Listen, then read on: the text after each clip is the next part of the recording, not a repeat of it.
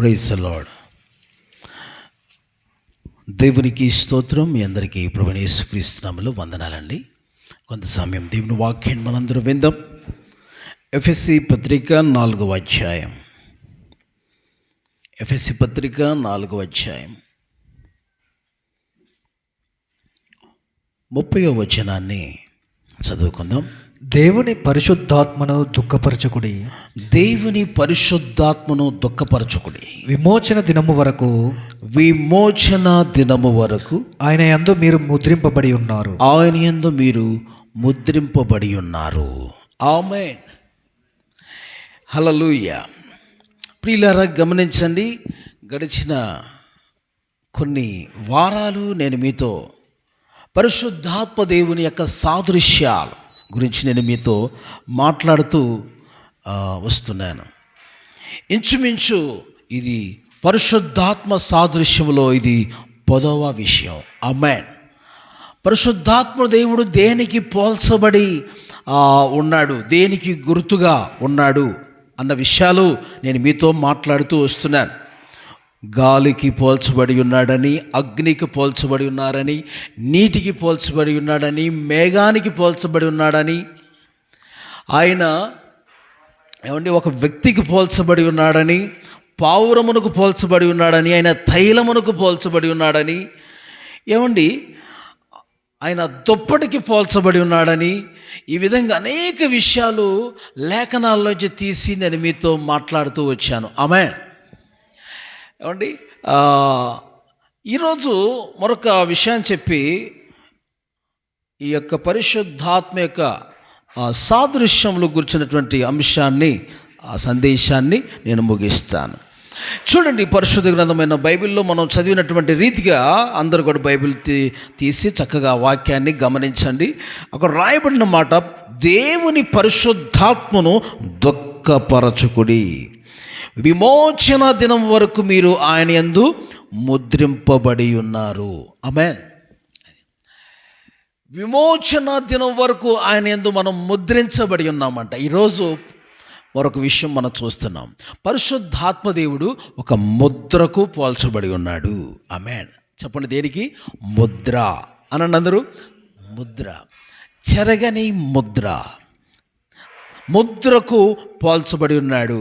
ముద్రకు పోల్చబడి ఉన్నాడు. లేక మన పరిశుద్ధ గ్రంథమైన బైబిల్లో తప్పిపోయిన కుమారుడికి ఉంగరాన్ని తొడిగారు. తండ్రి అతనికి ఏం తొడిగించారు? ఉంగరాన్ని తొడిగించారు. ఆ ఉంగరం కూడా దేనికి గుర్తుగా ఉందంటే, ఒక విధంలో చెప్పాలంటే పరిశుద్ధాత్మ ముద్ర ఉంగరానికి గుర్తు.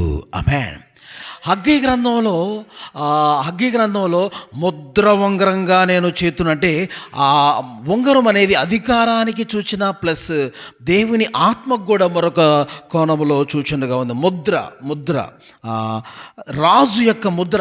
ఎస్తేరు కాలంలో కూడా ఆ రాజు యొక్క ఉంగరం యొక్క ముద్ర తీసుకెళ్ళి ఆ గ్రంథాల మీద ఆయన రాకిన తాకీదుల మీద ముద్రించేవారు.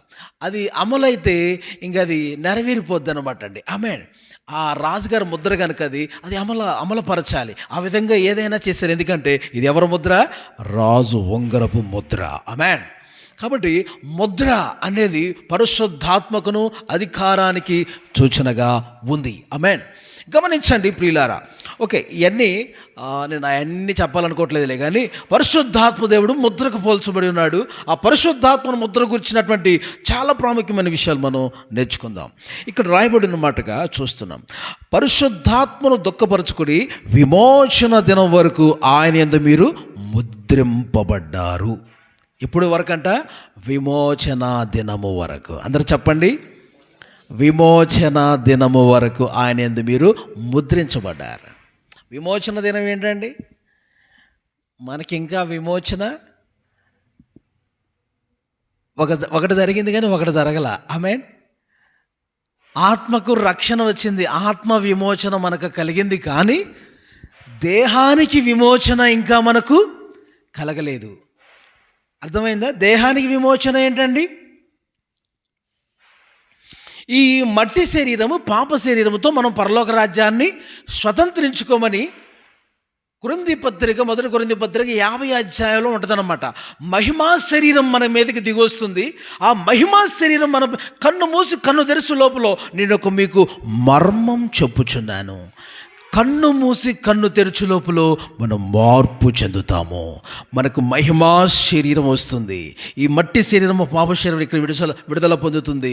దాన్నే విడుదల పొంది మహిమా శరీరాన్ని ధరించుకొని మన పరలోక రాజ్యానికి ఎత్తబడతామే, దాన్నే విమోచన అంటారు. హల్లెలూయా. ఏ దినం? విమోచన దినం అనండి. ఏ దినం? విమోచన దినం. దేహము నుండి విమోచించబడే దినం అది. హల్లెలూయా. అప్పుడు వరకు కూడా ఎవరి యందు మనం ముద్రించబడి ఉన్నాం?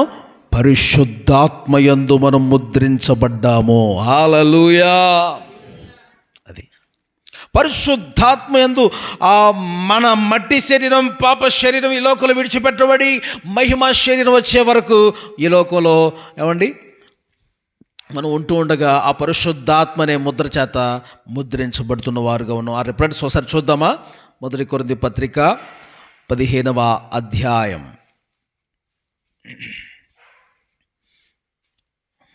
50వ వచనం. సహోదరులారా నేను చెప్పునది ఏమనగా రక్త మాంసములు దేవుని రాజ్యమును స్వతంత్రించుకొన నేరవు. రక్త మాంసాలు దేవుని రాజ్యాన్ని స్వతంత్రించుకొన నేరవు. క్షయత అక్షయతను స్వతంత్రించుకొనదు. క్షయమైనది అక్షయతను స్వతంత్రించుకొనదు. ఇదిగో క్షయత అంటే నశించిపోయేది. అంటే నశించిపోయే శరీరము. పరలోక రాజ్యం అక్షయమైంది కాబట్టి ఆ లోకాన్ని స్వతంత్రించుకోలేము. హల్లెలూయా. దేవునికి స్తోత్రం. కొంతమందికి బాప్తిస్మం ఇచ్చి ఏమండి కొంతమందికి పేర్లు పెట్టడం జరిగింది. దేవునికి స్తోత్రం. వారిలో మన మధ్యలో ఉన్నటువంటి సహోదరుడికి కూడా నేను పేరు పెట్టాను. దేవునికి స్తోత్రం. ఏమండి అక్షయ్ పాల్. దేవునికి స్తోత్రం. హల్లెలూయా. దేవునికి మహిమ కలుగునుగాక. అక్షయ్ పాల్, అక్షయ పాల్. ఇలాగా అక్షయ అంటే చెప్పండి, నశించి పోనిది. హల్లెలూయా. నశించిపోనిది. అక్షయం అంటే నశించిపోనిది. క్షయత అంటే నశించిపోయేది. అందుకని ఇక్కడ రాయబడిన మాట, క్షయత ఏం చేసిందంట? అక్షయతను స్వతంత్రించుకొనదు. ఇదిగో మీకు ఒక మర్మం తెలుపుచున్నాను. మనమందరము నిద్రించము గాని నిమిషములో ఒక రెప్పపాటున కడబూరం రోగగానే మనమందరం మార్పు పొందుదుము. పూరం రోగును చూసారా? బోరం రోగును. అప్పుడు మృతులు అక్షయులుగా లేపబడు. మృతులందరూ అక్షయులుగా లేపబడతారు. మనము మార్పు నొందుదుము. క్షయమైన ఈ శరీరము అక్షయతను ధరించుకొనవలసి ఉన్నది. మర్త్యమైన ఈ శరీరము అమర్త్యతను ధరించుకొనవలసి ఉన్నది. ఈ క్షయమైనది అక్షయతను ధరించుకొనినప్పుడు, ఈ మర్త్యమైనది అమర్త్యను ధరించుకొనినప్పుడు విజయమందు మరణం మృంగివేయబడెను అని వ్రాయబడిన వాక్యము నెరవేరును. గట్టిగా చప్పట్లు కొడుతూ ప్రభు నామాన్ని మహిమపరుద్దా. హల్లెలూయా. అదండి ఒక దినము రాబోతుంది. అదే మన కొరకు విమోచన దినము రాబోతుంది. హల్లెలూయా. యేసయ్య మధ్య ఆకాశానికి రాబోతున్నాడు. ఆయన బిడ్డలుగా ఎవరైతే ప్రభు యందు విశ్వాసం ఉంచారో వారు మనసు పొంది బాప్తిసం తీసుకుని దేవుని ఆత్మతో నింపబడి సహవాసం యందు, రొట్టె విరుచుట యందు, ప్రార్థన యందు, బోధ యందు మానకుండా అన్ని కార్యక్రమాల్లో, సహవాసంలో, అన్ని కూడికల్లో పాలు పొందుతూ అటెండ్ అవుతూ దేవుణ్ణి మహిమపరుస్తున్న ఆ బిడ్డలను ప్రభు వచ్చినప్పుడు ఆయనతో వెంట పెట్టుకొని పోవటానికి ముందుగా అలా సిద్ధపడిన వారిని దేవుడు మట్టి శరీరాలు, పాప శరీరాలు విడుదల పొంది మహిమ శరీరాలు వాళ్ళకు మాత్రమే వస్తాయి. వారే ఎత్తబడతారు. ఆమేన్. ఇప్పుడు మీకు మహిమ శరీరం వచ్చిద్దా లేదా? చెప్పండి, వచ్చిద్దా? హల్లెలూయా. వస్తుంది తప్పకుండా. దేవుడు మనకేమిస్తాడు? మహిమా శరీరాన్ని ఇస్తాడు. ఈ మట్టి శరీరం, పాప శరీరం ఇక్కడే విడుదల పొందుతుంది. ఎందుకంటే నువ్వు మారు మనసు పొందావు కనుక. నువ్వు బాప్తిసం తీసుకున్నావు, పరిశుద్ధాత్మతో నింపబడ్డావు, సహవాసాన్ని మానకుండా వస్తున్నావు, రొట్టె విరుచుట మానకుండా చేస్తున్నావు, ప్రార్థన యందు, బోధలో అన్నిటిలోనూ నమ్మకంగా ఉంటున్నావు కనుక ప్రభు వచ్చినప్పుడు నీ మట్టి శరీరం ఇక్కడ విడుదల పొందుద్ది. మహిమా శరీరం నీకు వస్తుంది. ప్రభుతో నువ్వు ఎత్తబడతావు. హల్లెలూయా. అప్పుడు వరకు కూడా పరిశుద్ధాత్మ దేవుడు అంట మనల్ని ముద్ర ఉంగరంగా ముద్ర వేసి మనకి తోడుగా ఉంటే ఈ లోకంలో మనల్ని కాస్తా ఉంటున్నాడు. ఆమేన్. మనల్ని కాస్తా, మనల్ని కాపాడుతూ, మనల్ని భద్రపరుస్తూ ఆ రాకడ వరకు మనల్ని భద్రపరుస్తూ కాపాడుతూ ఉన్నారు. హల్లెలూయా. మీకు ఇంకొక మంచి వాక్యం చూపిస్తాను. కాబట్టి ఆ పరిశుద్ధాత్మను మనం దుఃఖపరచకూడదండి. ఆమేన్. ఆ పరిశుద్ధాత్మను ఏం చేయకూడదు? మాట్లాడని దుఃఖపరచకూడదు. దేవుణ్ణి మనం దుఃఖపెట్టడం చేయొద్దు. పరిశుద్ధాత్మ దుఃఖపెట్టడం చేయొద్దు.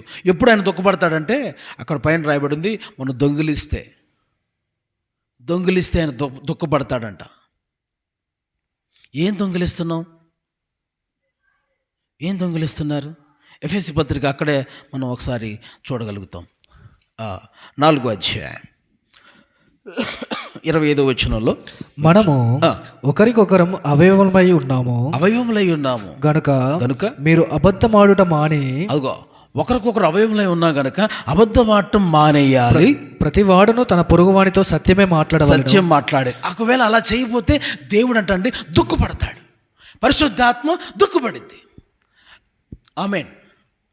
ఇది చూడండి, ఒకరు నాకు మొన్న మధ్య అడిగారు, ఎవరు అన్న, మరి మేము వ్యాపారం చేస్తాము, చిన్న చిన్న అబద్ధం ఆడుతాము, వ్యాపారంలో మేము బాప్తిసం తీసుకోవచ్చా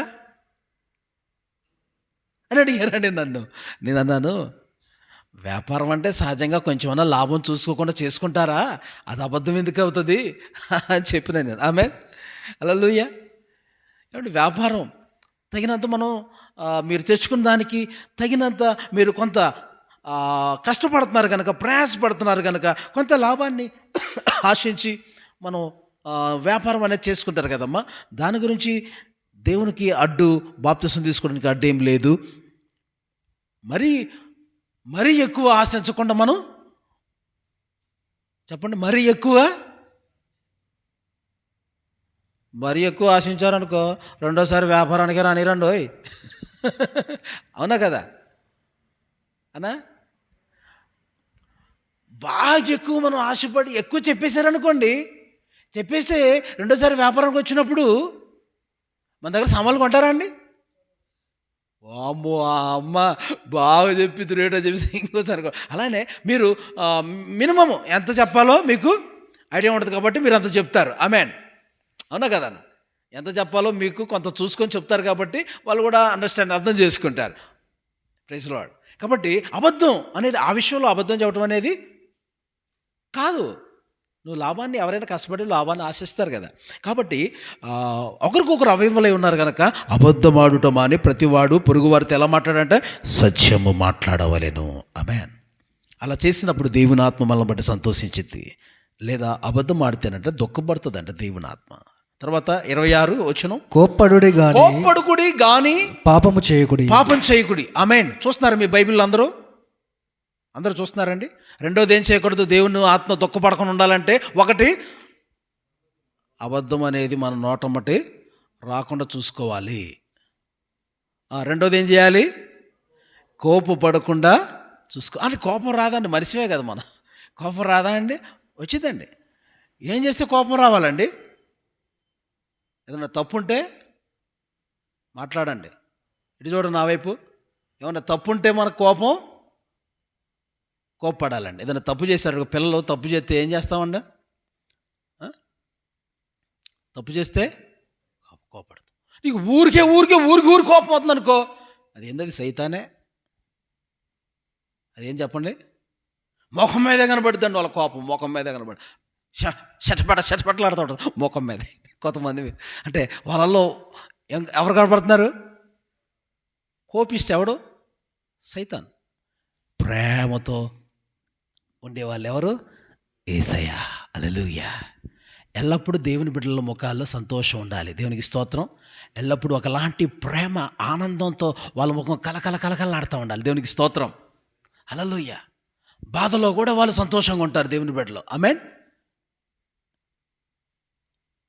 మేలు జరిగినా కీడు జరిగినా సంతోషంతోనే ఉంటారు వారు. Praise lord.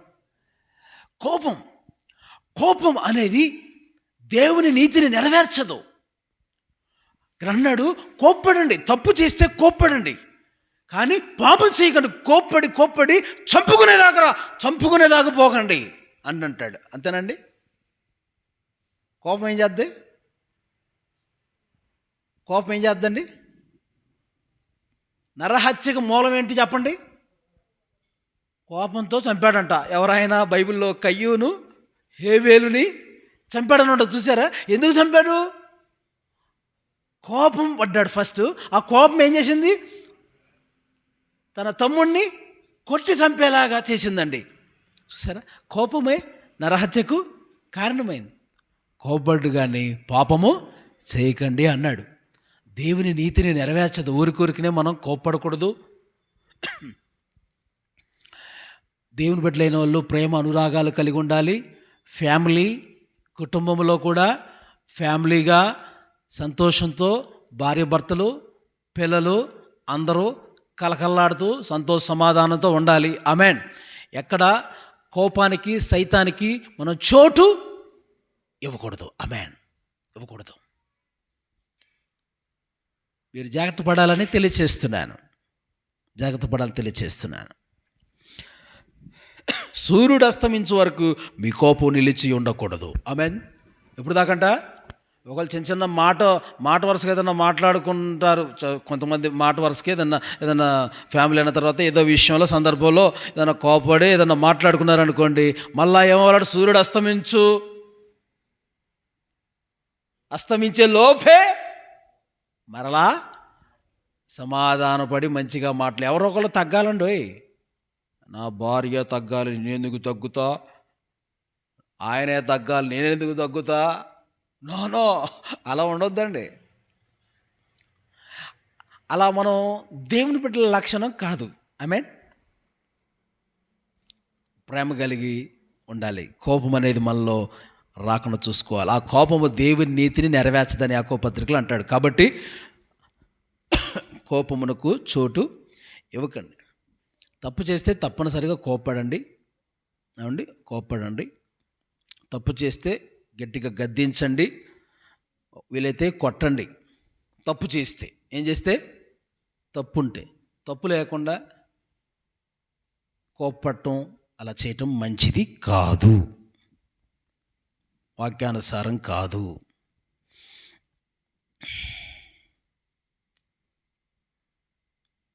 27th.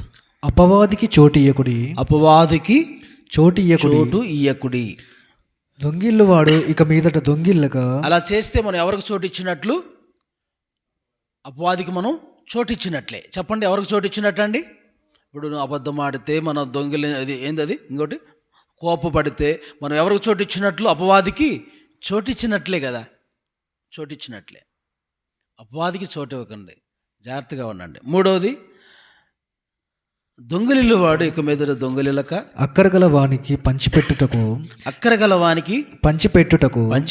వీలు కలుగు నిమిత్తము తన చేతులతో మంచి పని చేయుచు కష్టపడవలెను. అది దొంగిలిల్లు వాడు ఇక మీద దొంగిలిలక. దొంగిలించేవారుగా మనం ఉండకూడదు. కొంతమంది దొంగిలించేవారుగా ఉంటారు. ఆ స్వభావం దేవుని బిడ్డల్లో ఉండకూడదు. అలా చేస్తే దేవుడు దుఃఖపడతాడు మనల్ని బట్టి. దొంగిలించేవారుగా మనం ఉండకూడదంట. ఏమండి, చాలామంది ఈ లోకంలో కొంతమంది ఏదైనా వస్తువులు దొంగిలించే దొంగలు కొంతమంది ఉన్నారు. అదే వాళ్ళ లోకంలో ఒక సామెత ఉంది కదా, సూది దొంగిలిస్తే దబ్బలం పోయిద్దట. ఏంది? సూది దొంగిలిస్తే దబ్బలం పోయిద్దట. దబ్బలం అంటే తెలుసా? గోనె సంచులు గుట్టేది. చిన్న సూది దొంగిలిస్తే నీ పెద్దది పోయిద్దన్నమాట. కాబట్టి పొరుగు అనేది మనం ఆశించి మనం దొంగిలించే కార్యాలు చేయకూడదు. అలానే చాలామంది అంట దేవుని సొమ్మును దొంగిలిస్తున్నారు అంటాడు దేవుడు కదండి. మలాకీ గ్రంథంలో అంటాడు కదా, ఈ దొంగిలించడం చాలామంది చేస్తూ ఉంటారు. కొంతమంది అండి దేవుని బిడ్డలుగా కొంతమంది ఉంటూ దేవుడి సొమ్మునే దొంగిలిస్తూ ఉంటారంట. అంటే దేవుడికి ఇచ్చే భాగాన్ని దేవుడికి ఇక దొంగిలిస్తారంట. మలాకీ గ్రంథంలో అక్కడ అంటాడు. మానవుడు ఎంత అండి? అది 3:8 అంతేనా అయ్యా? చదవండి. మానవుడు దేవుని యొద్ద దొంగిల్లున అయితే అయితే మీరు నా యొద్ద దొంగిలింతిరి. నా యొద్ద దొంగిలితిరి. దేని విషయంలో మేము నీ యొద్ద దొంగిలింతి? అయ్యా, మేము దేని విషయంలో మేము దొంగిలించిదామని మీరందరూ 10వ భాగమును 10వ భాగం ప్రతిష్ఠితార్పణలకు ప్రతిష్టార్పణలు ఇక దొంగిలితిరి. ఈ జనులందరూ ఈ జనులందరూ నా యొద్ద దొంగిలించునే ఉన్నారు. ఈ జనులందరూ నా యొద్ద దొంగిలించునే ఉన్నారు. మీరు శాపగ్రస్తులై ఉన్నారు. శాపగ్రస్తులై అలాగా దొంగిలించి చాలా మంది శాపగ్రస్తులైపోతున్నారు. ఏందంట, దేవుని భాగమును దేవునికి ఇవ్వకుండా దొంగిలించి సొంతానికి వాడేసుకుంటారా? చాలా మంది వాడేసుకొని అలా అవుతున్నారండి. ఈ సందర్భం బట్టి మనం మాట్లాడుకుంటున్నాం. కాబట్టి ఈ విధమైనటువంటి దేవుని సొమ్మును దొంగిలించువారుగా కూడా మనం ఉంటే దేవుని ఆత్మ మనల్ని బట్టి దుఃఖపడుతుందన్నమాట. కంటిన్యూ చేయండి మరొకసారి. ఎఫ్ఎస్సి పత్రికలోకి మరలా ఎఫ్ఎస్సి పత్రికలోకి వద్దాం. అపవాదికి చోటు ఇయ్యకుడి, దొంగిల్లవాడు ఇక మీదట దొంగిల్లక అక్కరగల వానికి పంచిపెట్టుటకు వీలు కలుగు నిమిత్తము. దొంగిలించకుండా మనం ఏం చేయాలంటే అక్కరగల వానికి పంచిపెట్టుటకు మనం వీలు కలుగునట్లుగా తన చేతులతో మంచి పని చేయొచ్చు కష్టపడవలెను. కష్టపడేవారుగా మనం ఉండాలి. ఆమెన్. అది ఎన్నో విషయం ఇది? 4వ విషయం, కష్టపడేవారుగా ఉండాలి. కష్టపడేవారుగా లేకుండా మనం దొంగిలించామనుకోండి, అపవాదికి మనం చోటు ఇచ్చినట్లే. తర్వాత అండి, వినువారికి మేలు కలుగునట్లు అవసరమును బట్టి క్షేమాభివృద్ధికరమైన అనుకూల వచనమే పలుకుడి గాని దుర్భాష ఏదైనా మీ నోట నానీయకుడి. అది మన నోటమ్మటి కూడా మాటలండి. ఎలాంటి మాటలు మాట్లాడాలంట చెప్పండి? ఎలాంటి మాట్లాడండి? అది మన మాటలు మాట్లాడితేనండి ఇతరులకు ఏం కలగాలంట? క్షేమాభివృద్ధి, క్షేమము కలగాలి అండి. అనుకూలమైనటువంటి క్షేమాభివృద్ధి, వినువారికి మేలు కలుగునట్లు అవసరం బట్టి క్షేమాభివృద్ధికరమైన అనుకూల వచనం పలకండి. ఆమేన్. అది ఇప్పుడు నేను చూడండి, వాక్యానికి తగినట్టుగా నేను ఎలా మాట్లాడుతున్నాను, అనుకూల వచనం ఎలా మాట్లాడుతున్నానో, మనం ఈ లోకమందు కూడా మాట్లాడేటప్పుడు కూడా మన మాటలు కూడా ఎలా ఉండాలి చెప్పండి? క్షేమము కలుగునట్లుగా కరెక్ట్గా మనకు దానికి సంబంధించిన మాటలుగా. కొంతమంది ఏం చెబుతారు వాళ్ళకే అర్థం కాదు కదండి, అలా మాట్లాడుతుంటారు. కాబట్టి మాటలు మాట్లాడేటప్పుడు అనుకూలమైన మాట, అవసరం బట్టి క్షేమాభివృద్ధికరమైన మాటలు, మేలు కలిగే మాటలు మన నోటమ్మటి రావాలి. కానీ దుర్భాష, ఏ భాష అండి? దుర్భాష రాకూడదంటండి. చాలామంది ఈ దుర్భాష మాట్లాడుతూ ఉంటున్నారు, క్రైస్తవులుగా ఉండి. చాలామంది మన నోటమ్మటి దుర్భాషలు రాకూడదు. దుర్భాష అనండి. దుర్భాష అంటే చెడు భాష అని అర్థం. మన నాలుగుతోనే అన్య భాష, పరిశుద్ధాత్మ భాష మాట్లాడి, చర్చిలో ఆత్మతో నింపబడి అన్య భాషలు మాట్లాడి మన నాలుగుతోనే దుర్భాష మాట్లాడితే అది దేవుడు మెచ్చుతాడా? స్తోత్రం హల్లెలూయా అని ఈ నోటితోనే మరలా మనం దుర్భాషలు ఆడొచ్చా అండి? మనము ఆ మాటలకు దూరంగా ఉందుముగాక. ఆమేన్. ఇవన్నీ మీ హృదయాల్లో భద్రపరుచుకొని మనం దేవుని దుఃఖపరచుకొని ఉండాలి. ఇవన్నీ మనలో ఉంటే ఇలాగా అబద్ధమాడే స్వభావం, తర్వాత కోపపడే స్వభావము, తర్వాత 3వది దొంగిలించే స్వభావము, తర్వాత ఏందండి, తర్వాత కష్టపడేవారుగా మనం ఉండాలి. ఈ కష్టపడేవారుగా లేకుండా దొంగిలిస్తే దేవుడు మన అపవాదికి చోటు ఇచ్చినట్లే. తర్వాత దుర్భాషలాడే స్వభావం, ఇవన్నీ దేవుని ఆత్మను దుఃఖపరిచే కార్యాలు. తర్వాత చూస్తాం చూడండి 31 వచనంలో,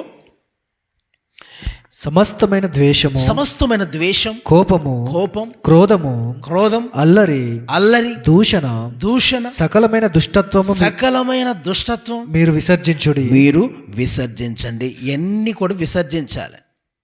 ఇవన్నీ విడిచిపెట్టి ఒకని ఎడల ఒకడు ఒకని ఎడల ఒకడు దయ కలిగి కరుణాహృదయులై క్రీస్తునందు దేవుడు మిమ్మల్ని క్షమించిన ప్రకారము ఆ ప్రభువు మిమ్మల్ని క్షమించినట్లుగా మీరును ఒకరినొకరు మీరు కూడా ఒకరికొకరు క్షమించుకుంటూ ఉండండి. ఆమేన్. కాబట్టి విమోచనా దినం వరకు మనం ముద్రించబడ్డాము. ఈ విషయం మాత్రం మర్చిపోకూడదు. ఈ ముద్ర గురించి ఆ ఎఫెసీ పత్రిక 1వ అధ్యాయం చూడండి ఒకసారి, అక్కడ కూడా మీరు చూస్తారు. ఎఫెసీ పత్రిక 1వ అధ్యాయము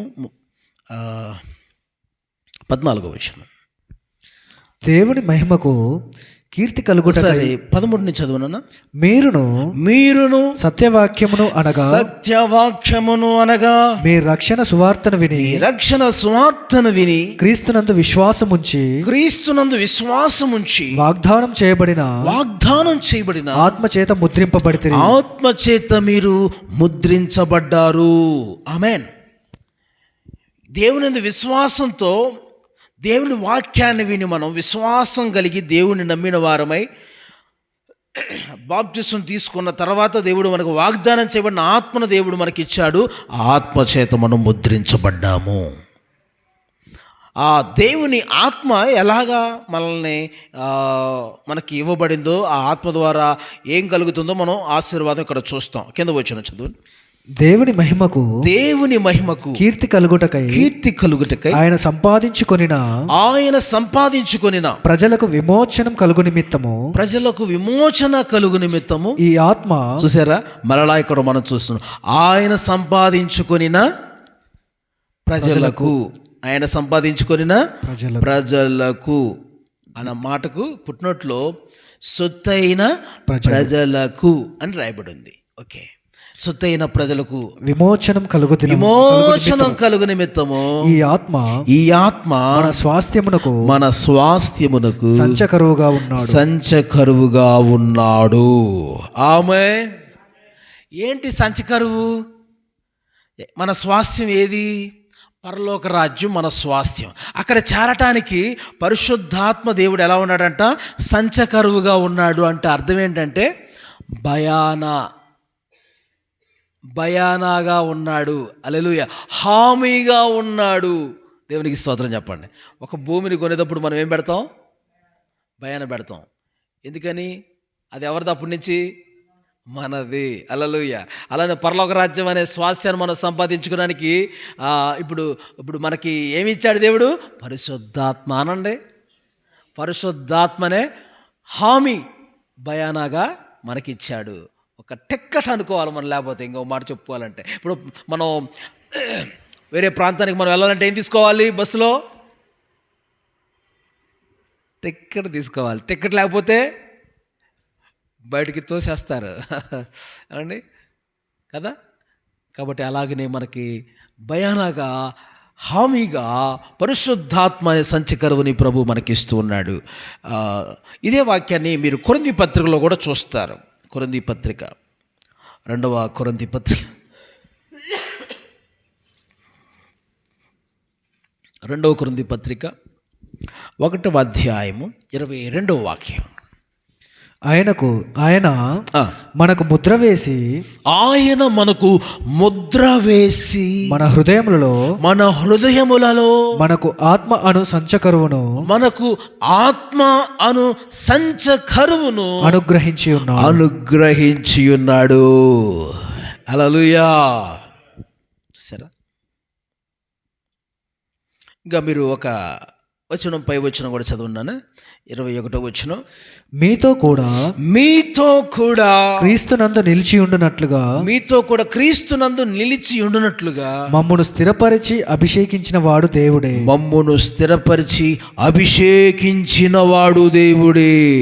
హల్లెలూయా. ఆ ఆత్మ మనల్ని ఏం చేస్తుందంటే నిలిచి స్థిరపడినట్లుగా పరిశుద్ధాత్మ దేవుడు మనకు సహాయం చేస్తున్నాడు. ఆమేన్. నిలిచి స్థిరపడులాగున పరిశుద్ధాత్మ దేవుడు చేత మమ్మల్ని అభిషేకించిన వాడు దేవుడే. పరిశుద్ధాత్మ దేవుడే అంటున్నారు. ఆయన మనల్ని ఈ లోకమందు స్థిరపరిచి బలపరిచి ప్రభువు కొరకు విమోచన దినం వరకు మనల్ని కాపాడేవాడుగా, భద్రపరిచేవాడుగా ఆయన ఉంటూ ఉన్నాడు. హల్లెలూయా. శత్రువు చేతిలోంచి మనల్ని కాపాడువాడుగా భద్రపరచువాడుగా ఆ రాజ్యం వరకు మనల్ని సిద్ధపరచువాడుగా ఉంటూ ఉన్నాడు. అలాగనే సేమ్ మీరు అదే మాటను 5వ అధ్యాయము కూడా ఒకసారి చూడండి. అదే కొరింథీ పత్రిక 5వ అధ్యాయంలో ఒక చిన్న వాక్యాన్ని మీరు చూడగలుగుతారు. 5వ అధ్యాయము 5వ వచనం. దీని నిమిత్తము మనలను స్థిరపరిచిన వాడు దేవుడే. దీని నిమిత్తము మనలను సిద్ధపరిచిన వాడు దేవుడే. దేని నిమిత్తము? దీని నిమిత్తము అంటే దేని నిమిత్తము? ఆ పరలోక పట్టణము నిమిత్తము. హల్లెలూయా. ఆ పరలోక స్వాస్థ్యము నిమిత్తము.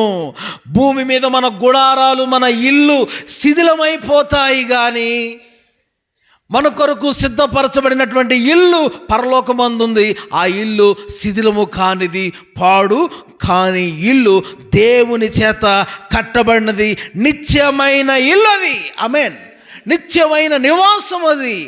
ఆ లోకాన్ని మనం సంపాదించుకోవటానికి పరిశుద్ధాత్మ దేవుడు మనకిస్తూ ఉన్నాడు. తర్వాత 2వ వచనం కూడా మీరు ఒకసారి చదవండి.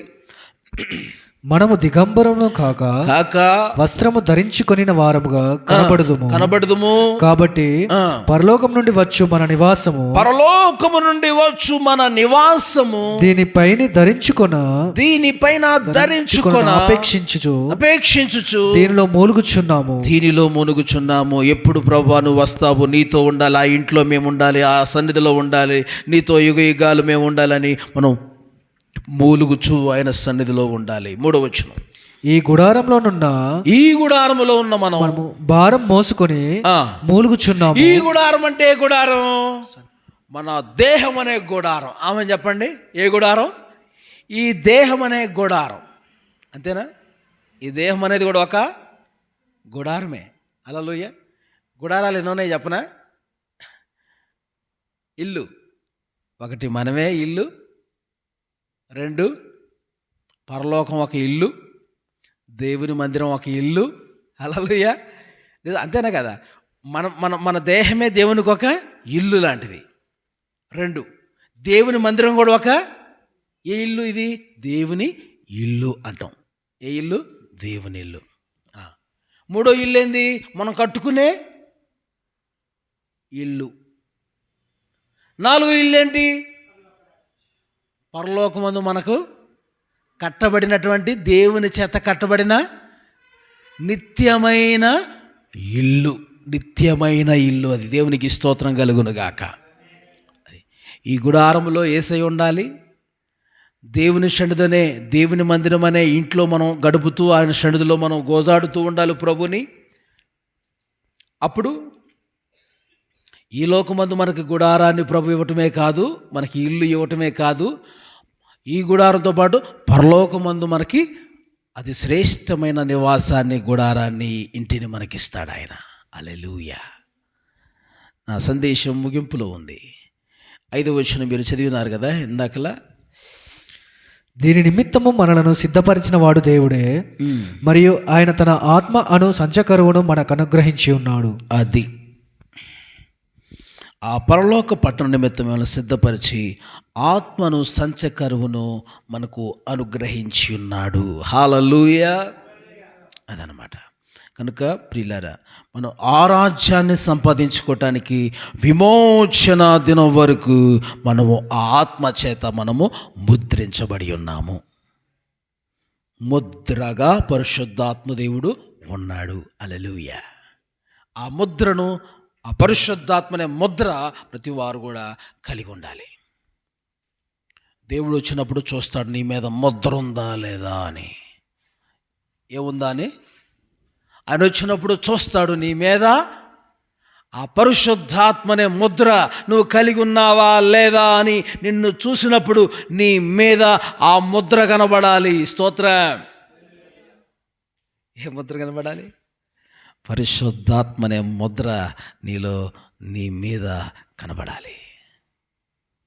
హల్లెలూయా. దాని కొరకు మనందరం సిద్ధపడదాం. ఆ పరిశుద్ధాత్మ కొరకు మనం కనిపెట్టుకుందాం. ఆ ఆత్మతో నింపబడదాం. ఆ ఆత్మదేవుని యొక్క సన్నిధిలో గోజాడదాం, పొందుకుందాం. ప్రభు కొరకు మనందరం విమోచన దినం వరకు సిద్ధపడే ఆత్మను కలిగిన వారమై ప్రభు కొరకు ఆయుత్తమవుదాం. Thank you holy spirit. అందరూ మోకరించండి. Thank you.